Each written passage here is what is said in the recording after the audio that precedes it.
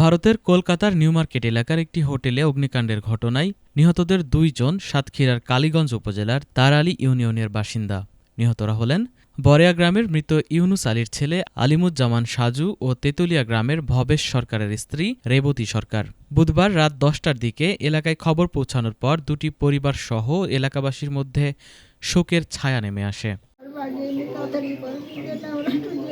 নিহত সাজুর আপন ভাই জানান, কোমরে ব্যথার চিকিৎসার জন্য ৫-৬ দিন আগে সাজু ভারতে যান। বুধবার বাড়িতে ফেরার কথা ছিল, কিন্তু বুধবার রাত ১০টার দিকে বাড়িতে খবর আসে হোটেলে অগ্নিকাণ্ডে সাজু মারা গেছেন। অপরদিকে নিহত রেবতী সরকার ৩ মাস আগে ভারতে যান, ডাক্তার দেখিয়ে ফিরেও আসেন।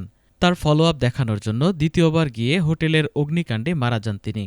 তবে উভয় পরিবারের পক্ষ থেকে দ্রুত মরদেহ দেশে ফেরতের জোর দাবি সহ ঘটনার সুষ্ঠু তদন্ত এবং জড়িতদের বিরুদ্ধে ব্যবস্থা গ্রহণের দাবি জানান। আমার বাসা তেতুলিয়া কালীগাছ থানা, কিন্তু রেবতী আমাদের যা সম্পর্ক হয় প্রতিবেশী হিসেবে। উনি হলো এখান থেকে ৩ মাস আগে ইন্ডিয়া চলে গেল, ছেলে আর মেয়ের সাথে নিয়ে গিয়ে ডাক্তার দেখাতে গেল। আমার শ্বশুর শাশুড়ি ওখানে থাকতো, ১০-১৫ বছর আগে চলে গেছে। উনি শ্বশুর শাশুড়ির কাছে রেখে উনি আবার বাসায় চলে আসছিল।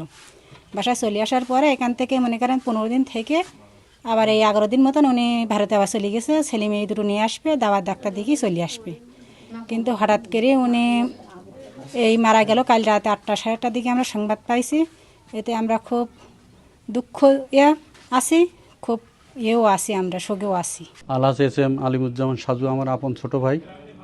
সে চিকিৎসার জন্য কলকাতা গিয়েছিল। চিকিৎসার জন্য ওই হাসপাতাল হোটেলে ছিল।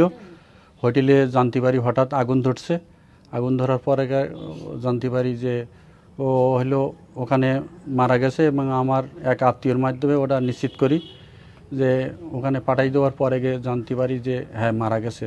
তারপরে বাংলাদেশ সরকারের যে হটলাইনের মাধ্যমে ওখানে যোগাযোগ করি, ওনাদেরকে জানাই দিছি, এবং আমি সরকারের কাছে আকুল আবেদন করি যে আমার ভাইয়ের লাশটা যেন তাড়াতাড়ি পাই।